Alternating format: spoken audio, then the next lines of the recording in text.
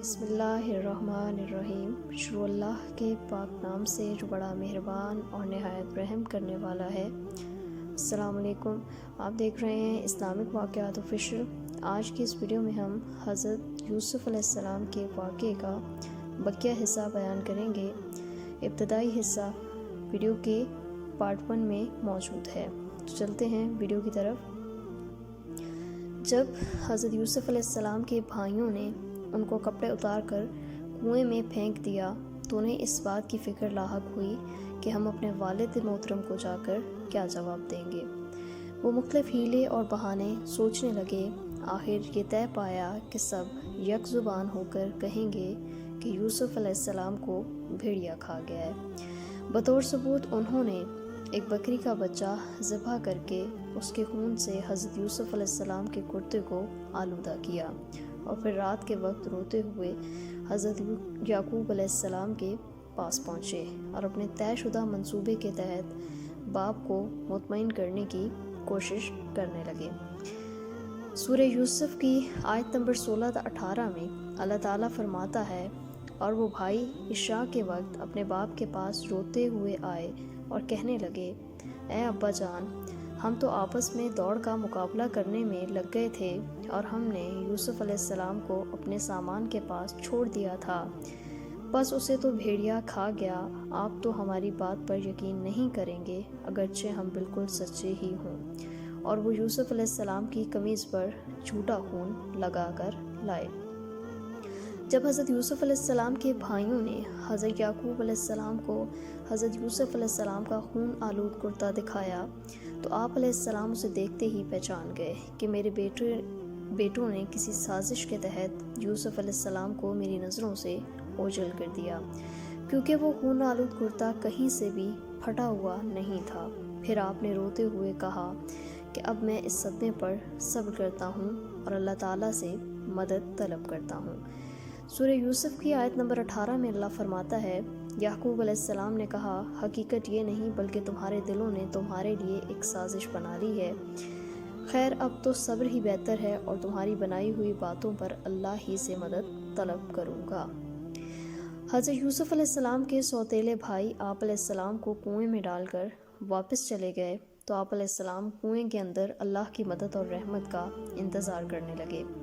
کچھ ہی دیر بعد شام سے مصر جانے والا ایک تجارتی قافلہ وہاں سے گزرا۔ انہوں نے اپنے ایک آدمی کو کنویں سے پانی لانے کے لیے بھیجا۔ جب اس نے اپنا ڈول کنویں میں ڈالا تو حضرت یوسف علیہ السلام اس کے ساتھ لٹک گئے۔ جیسے ہی اس نے کھینچا تو آپ علیہ السلام بھی اس کے ساتھ باہر نکل آئے۔ اس آدمی نے جب آپ علیہ السلام کو دیکھا تو فوراً کہا، ہمارے لیے تو بہت بڑی خوشخبری ہے، جو تو ایک خوبصورت لڑکا ہے۔ پھر انہوں نے حضرت یوسف علیہ السلام کو اپنے تجارتی مال میں شامل کر لیا اور مصر کے بازار میں لے جا کر دیگر سامان کی طرح آپ علیہ السلام کو بھی غلام بنا کر فروخت کرنے کا اعلان کر دیا۔ جب قافلے والے حضرت یوسف علیہ السلام کو لے کر سرزمین مصر پہنچے تو انہوں نے آپ کے دیگر ساز و سامان کی طرح حضرت یوسف علیہ السلام کو بھی فروخت والے سامان میں شامل کر دیا۔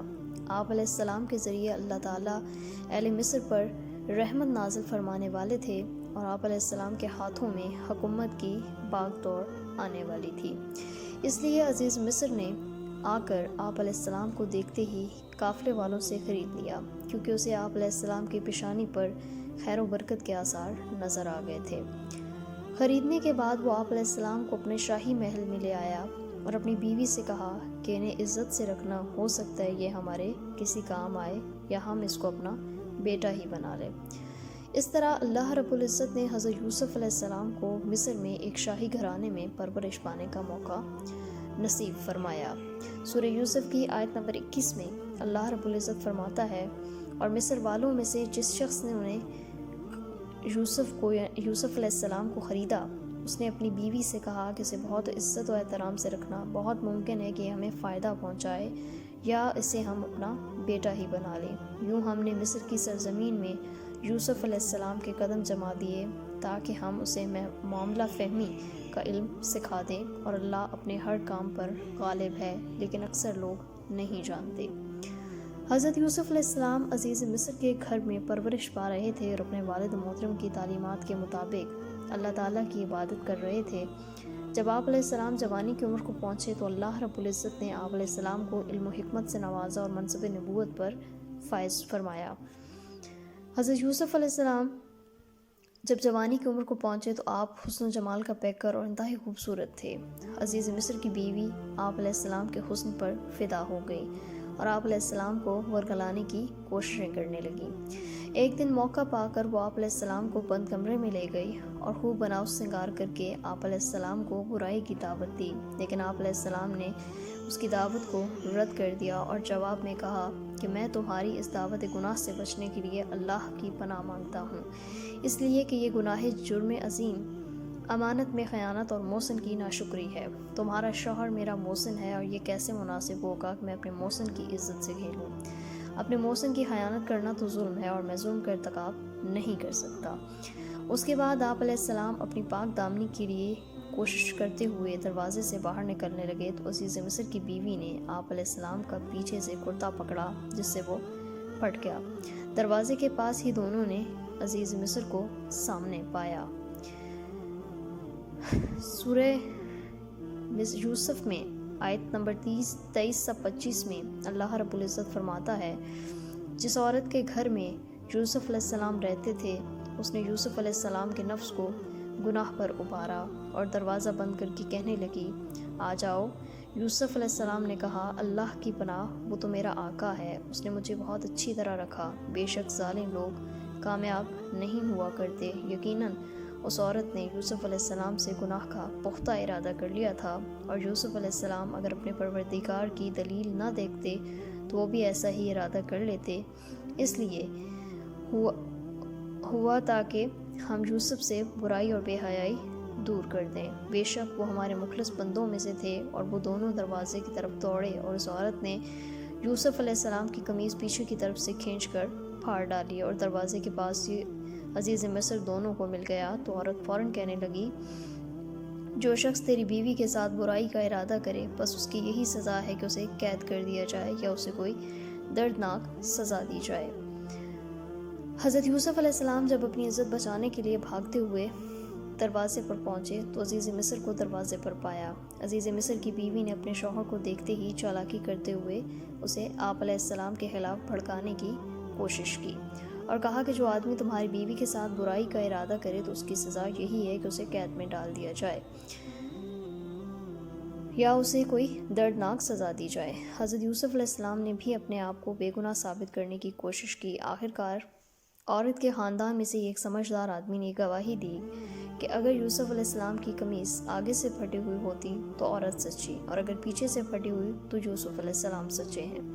لہٰذا جب عزیز مصر نے دیکھا تو آپ علیہ السلام کی قمیض پیچھے سے پھٹی ہوئی تو وہ فوراً معاملے کی حقیقت کو سمجھ گئے اور اپنی بیوی کو توبہ کرنے اور یوسف علیہ السلام کو درگزر کرنے کو کہا۔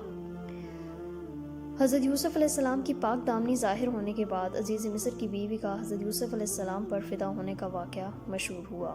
مصر کی عورتوں نے عزیز مصر کی بیوی پر لعن طعن شروع کر دی کہ عزیز مصر کی بیوی اپنے ہی غلام پر فدا ہو گئی اور اسے اپنا دل دے بیٹھی۔ جب عزیز مصر کی بیوی کو پتہ چلا تو اس نے عورتوں کی ایک محفل منعقد کی اور مہمان نوازی کے طور پر دسترخوان پر پھل رکھ دیے اور ہر ایک کے ہاتھ میں ایک ایک چھری بھی دے دی تاکہ اپنے سامنے رکھے ہوئے پھل کاٹ کر کھائیں۔ عین اس وقت جب عورتیں پھل کاٹ رہی تھیں تو حضرت یوسف علیہ السلام کو ان کے سامنے بلایا۔ عورتیں آپ علیہ السلام کے حسن و جمال کو دیکھ کر ایسی متاثر ہوئیں کہ اپنے ہوش و حواس کھو بیٹھی۔ انہوں نے پھلوں کی بجائے اپنے ہی ہاتھ زخمی کر لیے اور حیرت اور تعجب کا اظہار کرتے ہوئے پکار اٹھیں کہ ہمارے سامنے کوئی انسان نہیں بلکہ آسمان سے کوئی نہایت حسین و جمیل فرشتہ اتر آیا ہے۔